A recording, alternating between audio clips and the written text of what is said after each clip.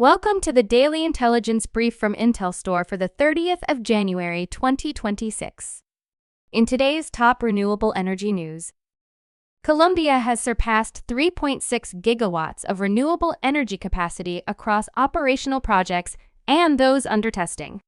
Renewable energy now accounts for 15.6% of the country's power mix. This has been driven by the 6-gigawatt strategy led by the Ministry of Mines and Energy.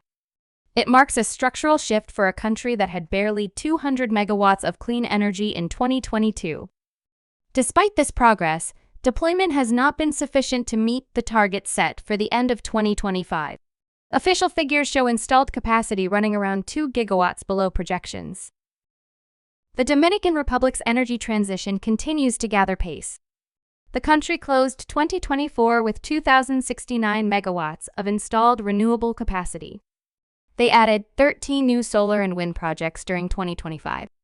Those capacity additions pushed total renewable capacity above 2.7 gigawatts at the end of last year.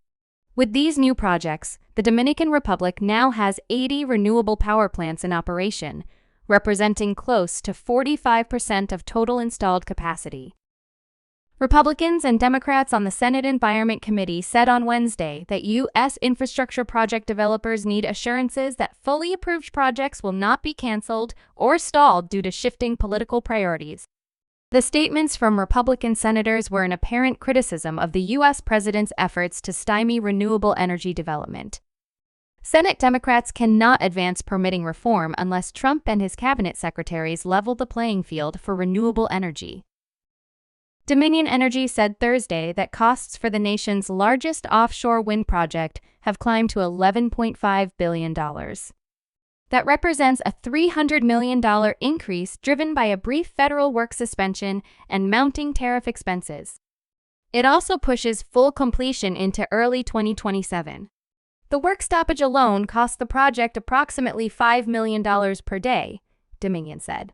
They have also cited a total of $137 million in new tariff exposure. These costs will be directly passed on to electricity consumers to pay for the overages.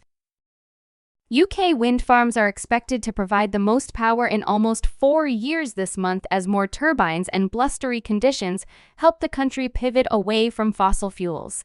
Output from the country's thousands of wind turbines is on track to average more than 14 gigawatts in January, according to data from the National Energy System Operator forecasts. The surge helped cap power prices even as the cost of wholesale natural gas climbed amid shrinking inventories. You can learn more about all of IntelStor's market and sales intelligence offerings at www.intelstor.com and subscribe to our channel today.